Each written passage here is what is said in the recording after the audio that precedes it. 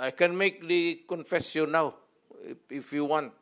Meron akong death squad, pero hindi yung mga pulis. Sila rin yung mga gangster.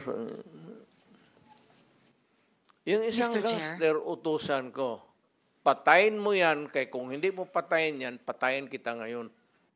Ito ang pag-amin ni dating Pangulong Rodrigo Duterte tungkol sa Davao Death Squad nang humarap siya sa Senate Blue Ribbon Committee na nag-iimbestiga kaugnay ng kanyang giyera kontra droga. Nabanggit nyo, may sarili kayo ngayong tinayo na hit squad. Is that what you're trying to tell us? Para hindi po kami nalilito po. I mean, can we be very clear?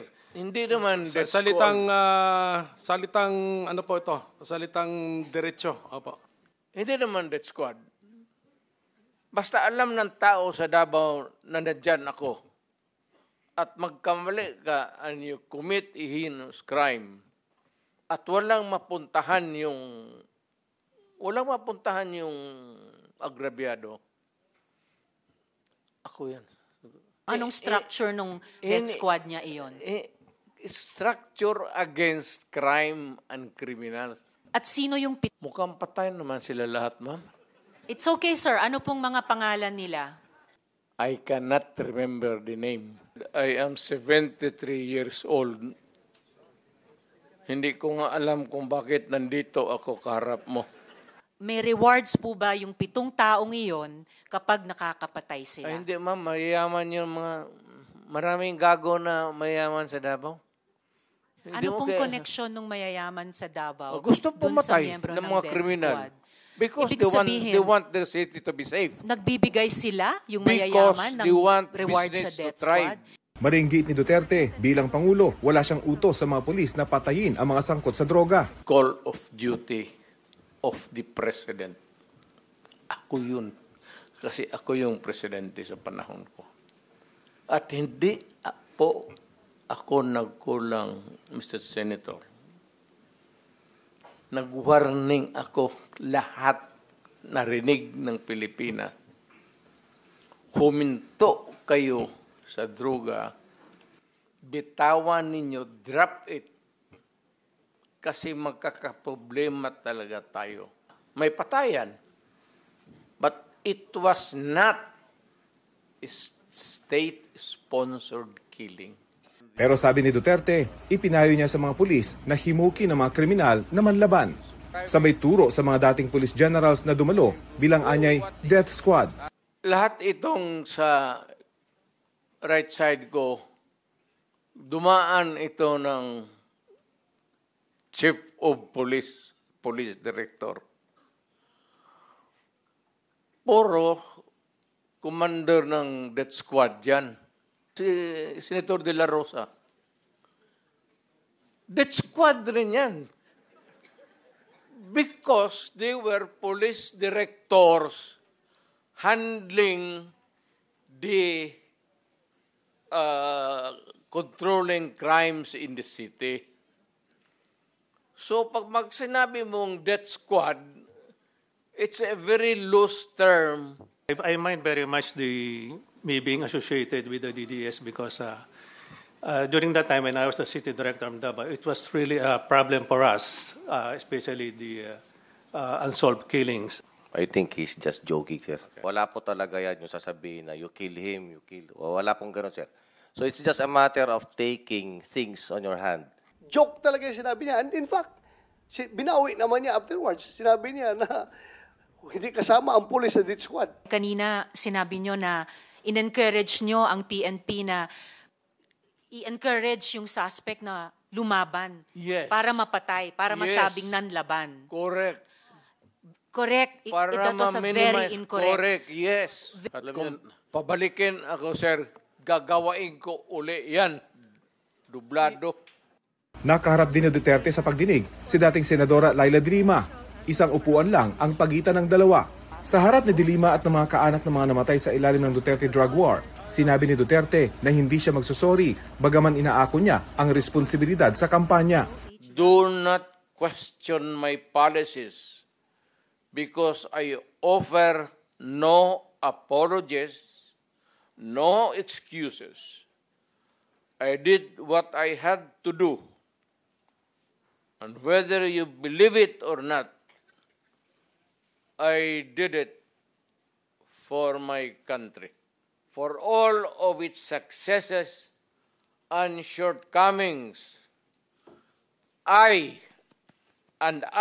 alone take full legal responsibility. Ako ang managot.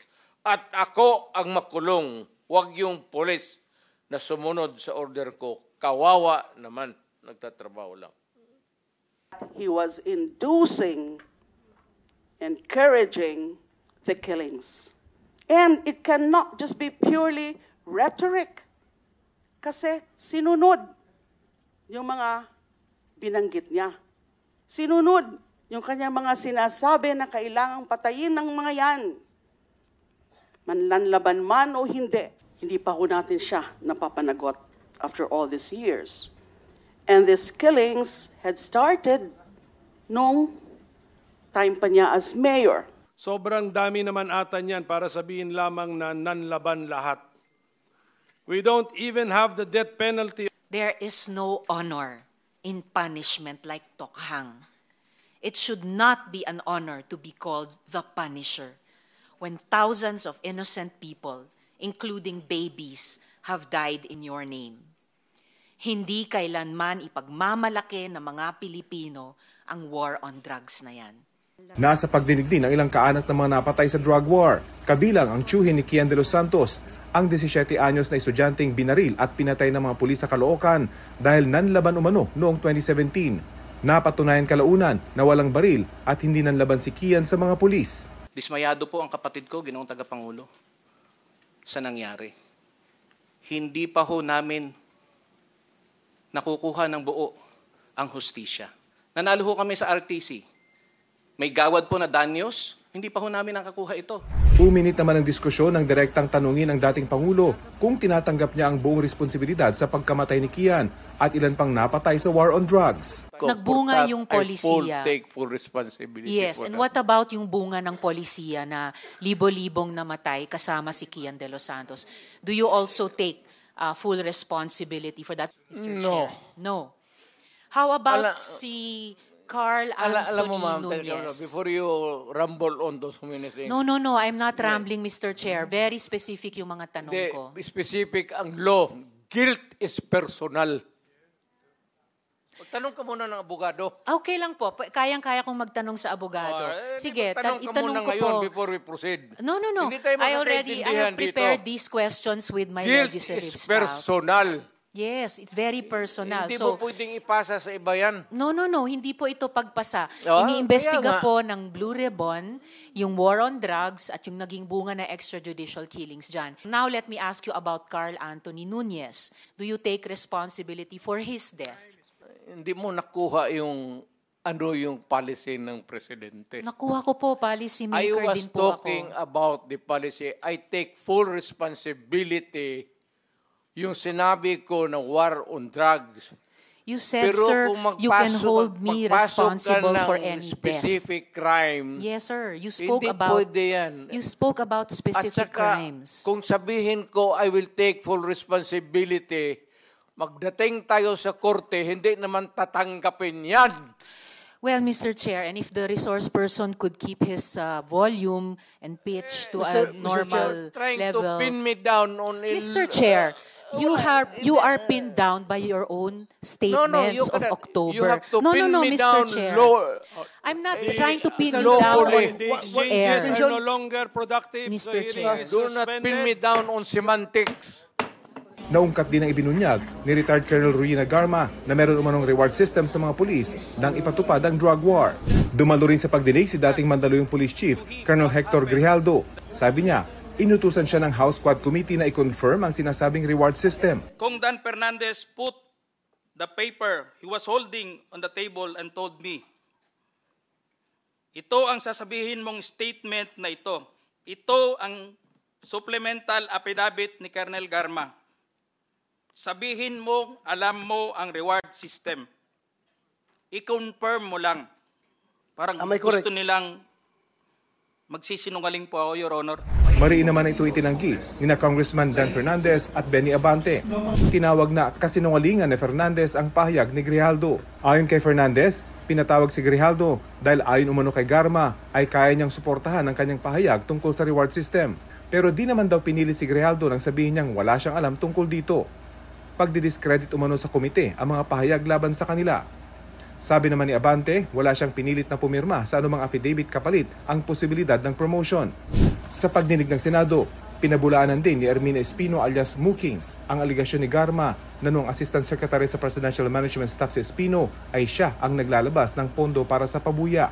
Itinanggi rin ng ilang dating naging PNP chief sa Duterte administration, kabilang si Senador Bato de la Rosa na nagkaroon umano ng briefing sa pagitan nila at ni dating Colonel Edelberto Leonardo tungkol sa drug situation ng bansa bago sila maging hepe ng pulisya. Para sa GMA Integrated News, ako si Rafi Tima, ang inyong saksi. Ko ng war on drugs. You said, Pero sir, kung you can hold me magpasok ka responsible ng for any death. specific crime, Yes, sir. You spoke hindi about pwede yan. you spoke